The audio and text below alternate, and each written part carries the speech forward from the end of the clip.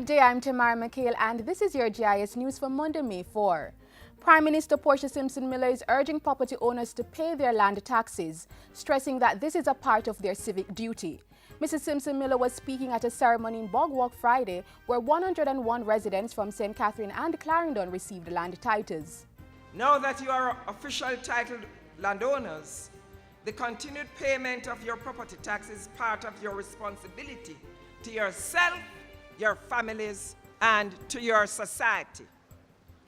Remember that good citizenship is about rights and responsibilities. Friday's ceremony was the latest in a series under the Land Administration and Management Program LAMP, which has so far helped more than 5,200 Jamaicans get titles. The Prime Minister pledged government's continued drive to use this tool to empower Jamaicans. We will continue to work to deliver security of tenure to individuals and families across this country, because it is critical to improving the quality of life of our people and building strong communities. Government is working on a plan to improve access to financing for the micro, small and medium-sized enterprises MSME sector. Industry Investment and Commerce Minister Anthony Hilton says a task force assigned to find ways to address issues affecting the sector is now focusing on how to improve access to capital. This plan includes repurposing and recapitalizing Self-Start Fund and the Micro Investment Development Agency, MIDA, to ensure greater efficiency and cost reduction. Minister Hilton also spoke to plans to license and regulate privately owned microfinanciers under the Microcredit Act. He noted that the microfinancing sector remains largely unregulated, and this hinders the development of the sector. The Microcredit Act, therefore, proposes that a regulator be established with the authority to issue directions or standards on transparent lending practices, credit administration, and other matters relating to operational issues, and will determine whether to accept or reject and revoke registrations. The minister was speaking at the recent media launch of the 6th Caribbean Microfinance Forum. Prime Minister Portia Simpson Miller is once again calling on Jamaicans to unite for the care and protection of the nation's children. The Prime Minister's latest call came as she officially launched Workers' Week and Labor Day activities at Jamaica House Monday.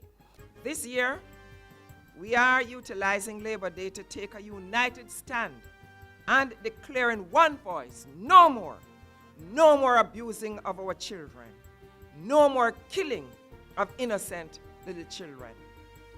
Instead, let us join hands and hearts in creating spaces for them to enjoy their childhood years. We would love to see the installation of swings and other durable, environmentally friendly implements for children, and the undertaking of murals with messages dedicated to the love and protection of our children. Labor Day 2015 is being held under the theme Labor of Love, Nurturing Our Children. The 2015 national project is the Rudolph Elder Park in Morant Bay, St. Thomas.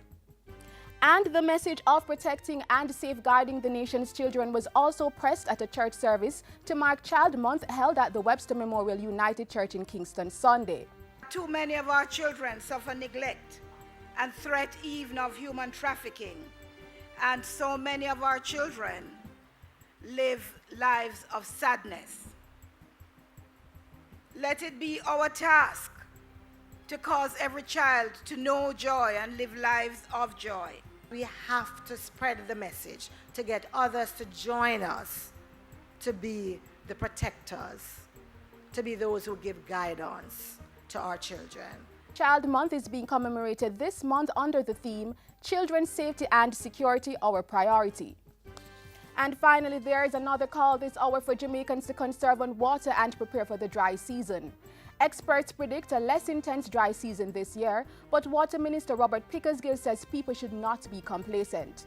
So although the prediction for the next 6 months in terms of rainfall is better than it was last year, I'm begging you to start to conserve on your water. So if you have an old tanker, so replenish it, because the water situation is very, very important. Minister Pickersgill was speaking Friday at a land titling ceremony in Bogwalk, St. Catherine. He used the opportunity to urge new landowners to preserve the Rio Cobre watershed, the third largest watershed on the island. It's a crucial source of water for the southern parishes, and it supplies 15 million gallons per day of potable water to Spanish Town, Portmore, and sections of Kingston and St. Andrew.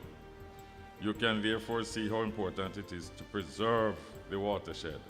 And that's it for JIS News today. I'm Tamara McHale. Thank you for watching.